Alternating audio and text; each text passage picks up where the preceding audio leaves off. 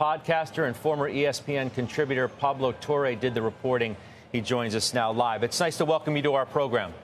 Thank you for having me. Happy to talk about this story. Can you tell us take us through exactly what the allegations are here? Yeah, so in the NBA, circumvention of the salary cap is a law specific to the sport.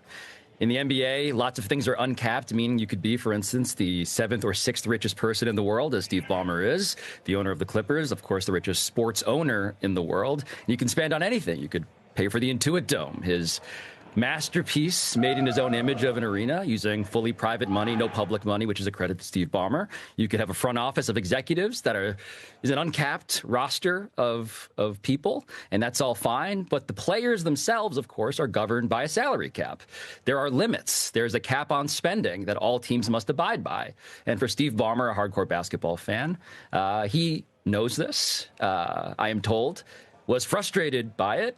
And so the doing of how you pay Kawhi Leonard, who, for those not familiar with the sports cinematic universe, was the prime free agent target, the superstar player who Steve Ballmer lusted after in 2019 and then has signed to 2 extensions since.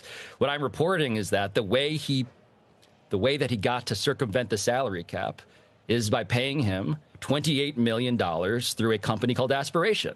And Aspiration has since, of course, this is now back into the business world, has been plunged into disgrace, bankruptcy, and federal investigation. The SEC and the DOJ getting 2 guilty pleas out of Joe Sandberg, the co-founder of Aspiration, for wire fraud to a 9-figure scheme degree. And so this is a story with a lot of moving parts, but that's basically the high-level executive summary of it.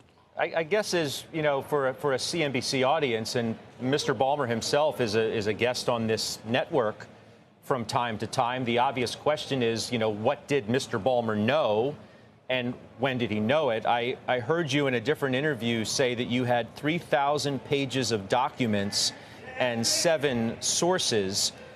Is there any evidence that you have that suggests that all of this happened specifically at the direction of Mr. Ballmer himself?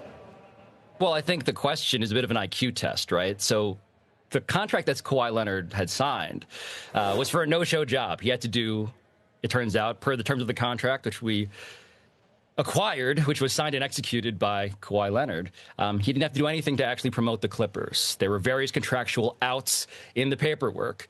Kawhi Leonard himself did, in fact, do nothing, to the extent that he publicized an endorsement contract for Aspiration. And so the question then is, what is the linkage between Steve Ballmer and Aspiration?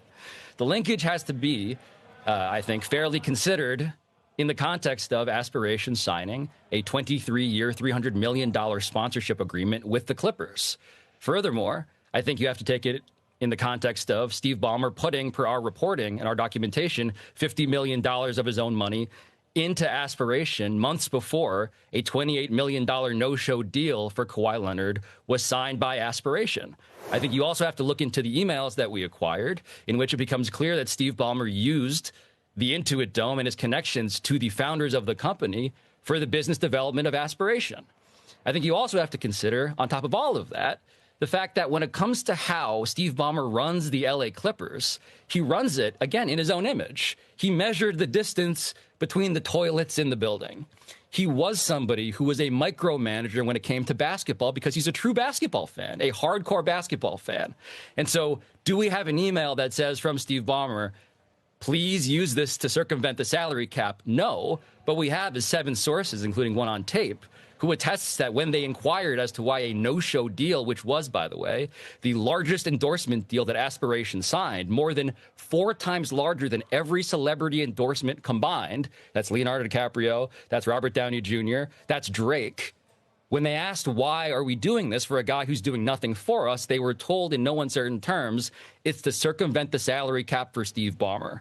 And so I could keep going, but that is the thrust of the case that I think is available.